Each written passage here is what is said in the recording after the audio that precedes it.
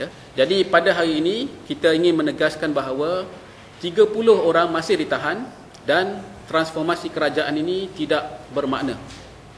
Kalau kita ingat pada 16 September 2011, Perdana Menteri, sebenarnya pada 15 September, malam menjelangnya Hari Malaysia pada tahun lepas, Perdana Menteri telah membuat satu ucapan perdana, ya, di mana dalam ucapan itulah beliau telah memaklumkan bahawa ISA akan dimansuhkan. Jadi setelah genap setahun, pada 16 September ini, maka pemansuhan ISA telah pun berlaku. Ya, dan Perdana Menteri telah mengatakan bahawa ini adalah sebahagian daripada proses transformasi politik yang dilakukan oleh kerajaan. Dan memang benar, ISA kemudiannya telah termansuh setelah undang-undang baru, Akta Kesalahan Keselamatan Langkah-Langkah Khas digezetkan pada 31 Julai 2012. Tetapi sekarang kita sudah setahun daripada sejak ucapan beliau itu dilakukan. 30 orang tahanan ISA masih belum dibebaskan dan penahanan mereka ini berpaut pula kepada akta yang baru. Pendirian rakyat dalam isu ini adalah sangat mudah. It's very simple actually. Kerajaan dah masukkan ISA dan kerajaan mengakui kewujudannya sebagai undang-undang pencegahan sudah tidak relevan. Oleh itu, apa rasionalnya kerajaan masih lagi membiarkan tahanan ini dikurung di bawah undang-undang yang tidak relevan itu? So, simple. Masuk tetapi masih lagi menahan. Kenapa? Apa lagi yang menyebabkan mereka ini masih ditahan? Ya.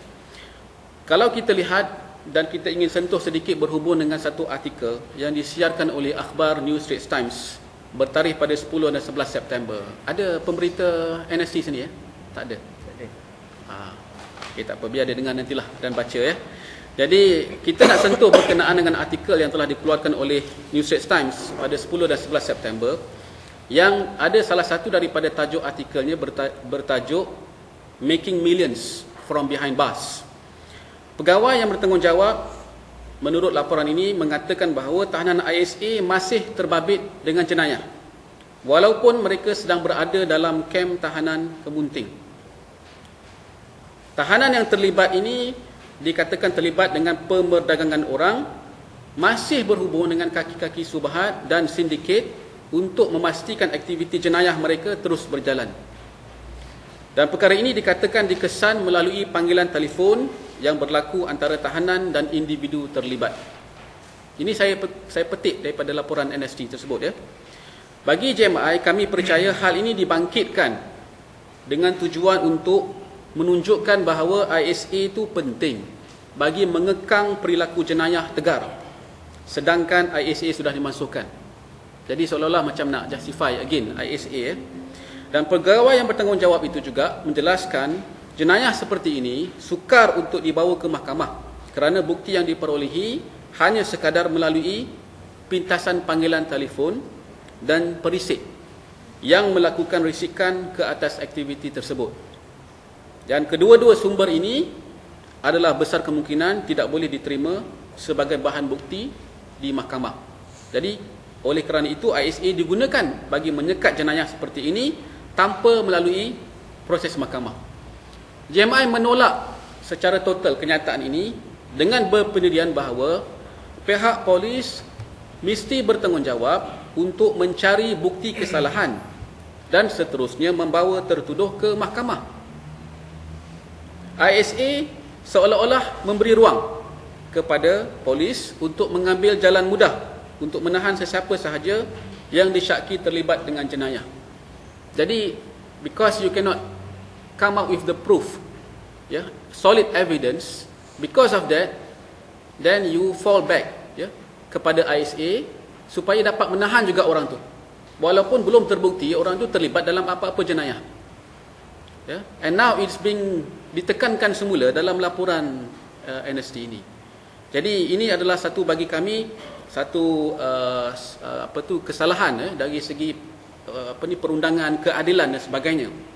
Dan kalau kita lihat ada satu kenyataan yang dikeluarkan oleh pengarah bahagian Jabatan Siasatan Jenayah ataupun CID Bukit Aman, iaitu Muhammad Bakri Zinin, ya, Datuk Seri Muhammad Bakri Zinin tak silap saya, yang dilaporkan oleh Malaysia Kini telah berkata pada 12 September, iaitu semalam. Beliau berkata, polis yakin undang-undang sedia ada, khususnya Akta Pemerdagangan Orang 2007 sudah memadai untuk mengekang pemerdagangan dan penyeludupan manusia. Ya, ini datang daripada pegawai CID, officer polis sendiri, yang mengatakan bahawa undang-undang sedia ada sudah memadai. Ya, malah dia kata undang-undang sedia ada adalah kukuh dan kuat, tetapi masyarakat mestilah membantu kami melaksanakan tugas dan tanggungjawab. Ini kata beliau. Ya, jadi beliau faham ISA sudah tidak ada dan tidak boleh diwujudkan kembali. Tapi laporan ini, laporan NST ini seolah-olah macam nak justify, ya, nak justifikan, mungkin ada motif tertentu di sebalik itu. Kemudian kita lihat lagi, kenyataan tersebut juga mengatakan bahawa, ini kenyataan daripada laporan NST, tahanan masih meneruskan jenayah dari dalam tahanan. Ya, maknanya jenayah itu, walaupun tahanan ini telah ditahan, dikatakan jenayah ini masih berlaku walaupun mereka dalam tahanan. Jadi kenyataan ini boleh diragui kerana setiap panggilan sebenarnya yang dibuat oleh tahanan akan dikawal rapi, dan hanya perbualan yang berbentuk kekeluargaan dibenarkan. Itu pun diperhatikan dan diawasi oleh pihak kamp. Ya. Sekiranya panggilan yang dibuat ini disyaki boleh mendatangkan risiko, maka panggilan tersebut akan ditamatkan.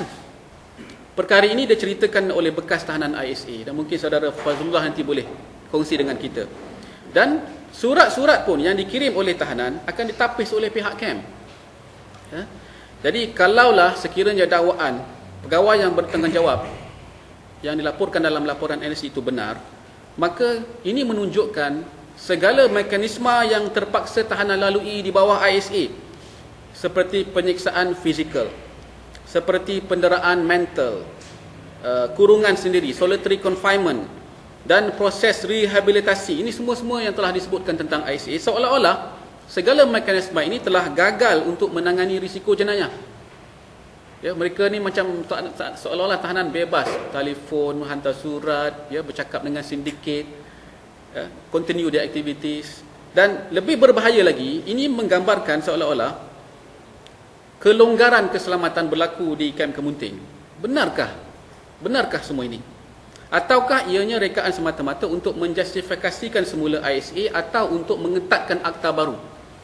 Sebab betul, ya, pegawai yang menyebutkan dalam laporan ini ada mengatakan bahawa mungkin kita perlu ketatkan lagi akta baru ni, akta keselamatan, supaya kita dapat pastikan kita still dapat tangkap, dapat kekang aktiviti-aktiviti yang dilakukan oleh penyeludupan, dalam arti kata penyeludupan manusia.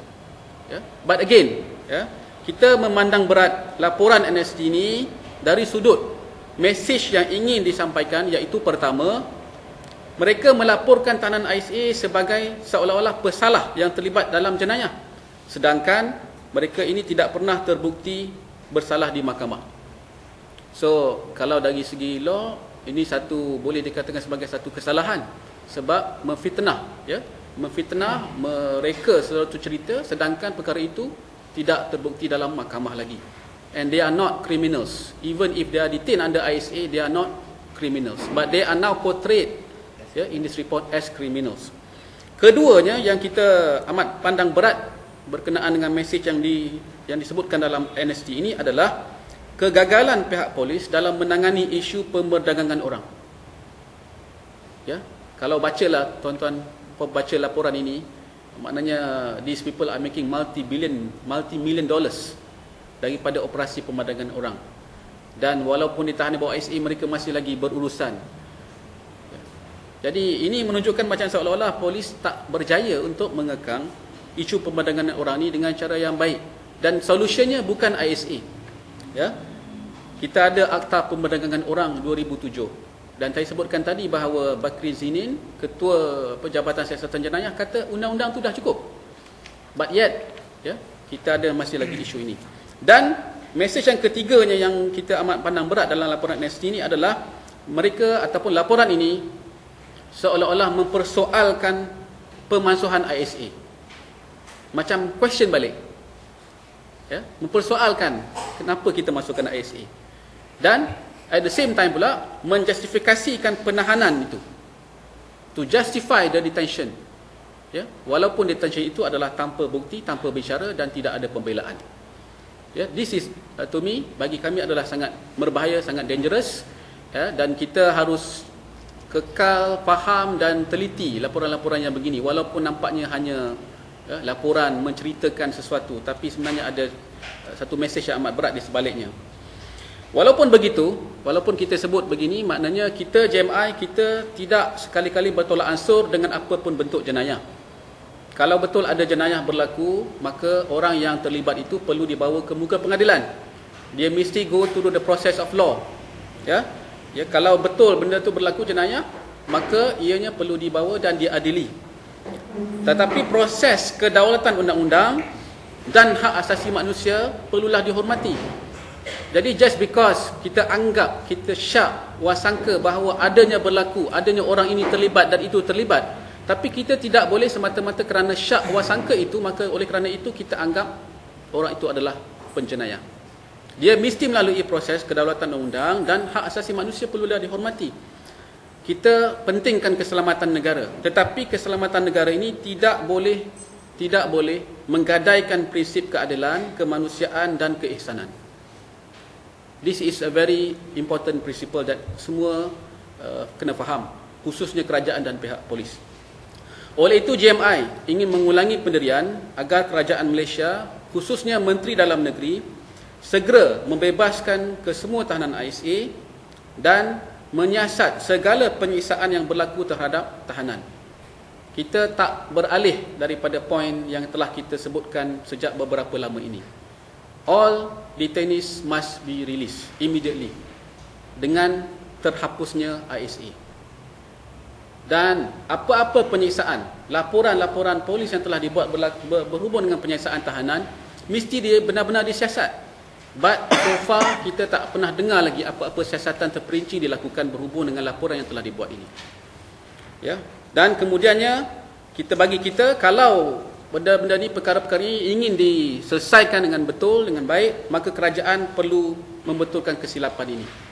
Perlu membetulkan dan mengelakkan daripada sekali lagi tercemar, ya, niat di sebalik pemasuhan ISA.